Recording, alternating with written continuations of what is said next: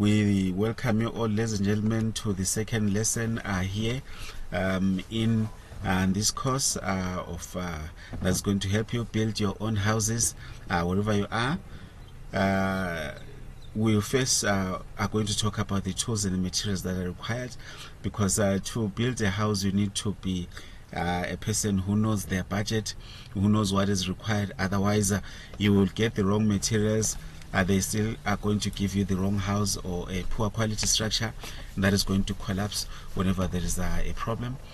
And if you use the wrong tools as well, it's not going to be the right shape, and it's not going to withstand any shocks and other involuntary external pressures. So here are the tools that you'll typically need in order to build a house. You are going to need a hammer, you are going to need nails, you are going to need measuring tapes, a spirit level, a saw, a screwdriver, drills, ladders, and safety gear. If you have those, you'll be on the right track. You also need material like wood, steel for framing, concrete for foundation, and concrete is made using by combining cement and rocks. We're going to talk about them, and sand. You also need roofing materials. There are many types of roofs that we're going to talk about. You can either use shingles, you can use metal sheets, or you can even use grass for thatching. You will also need some insulation.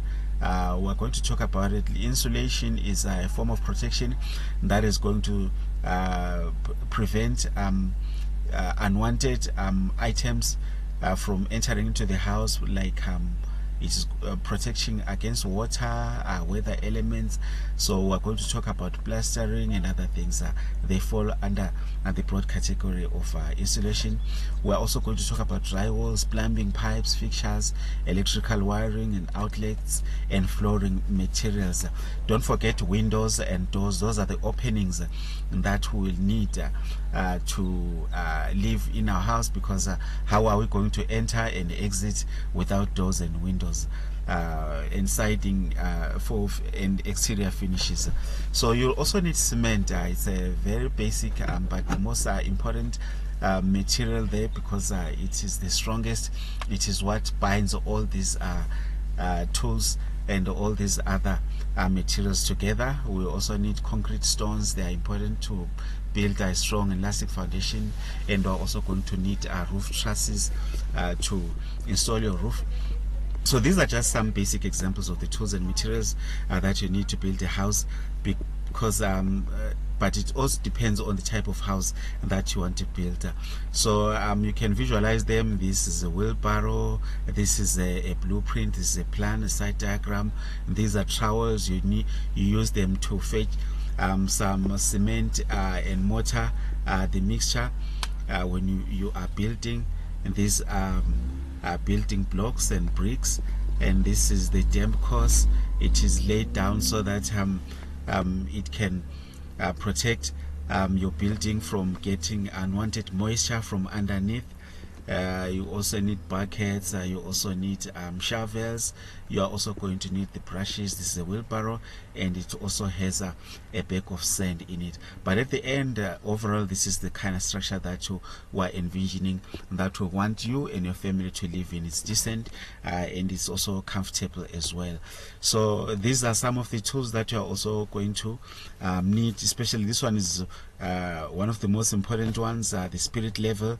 It is the one that is going to help you to make sure that you build your house on a horizontal and flat surface, and that is going to help you to stand upright so that it does not fall. And this is another tool that we want to talk about, the corners shaping tools. It also helps you in terms of shaping corners, so that you do not have unwanted so that your house does not bend to unwanted angles. So it also is going to help you when you are shaping the roof, because there are some structures of the roof that will need to be at a certain incline.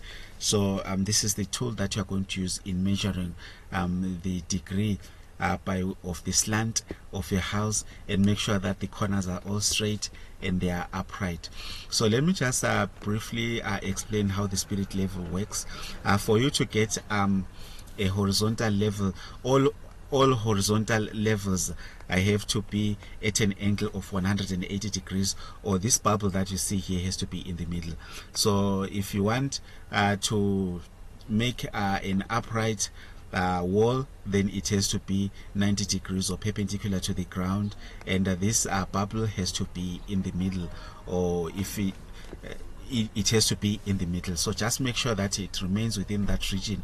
Otherwise, if it moves out, then you have to adjust your wall until when you align this spirit level with the wall or any part of the house, that bubble is going to be in the middle. That is going to assure you that your walls are straight and your house is not going to collapse any time from there. So let's start then about the preparations that you have to make now that we have the tools. Thank you very much, ladies and gentlemen. All the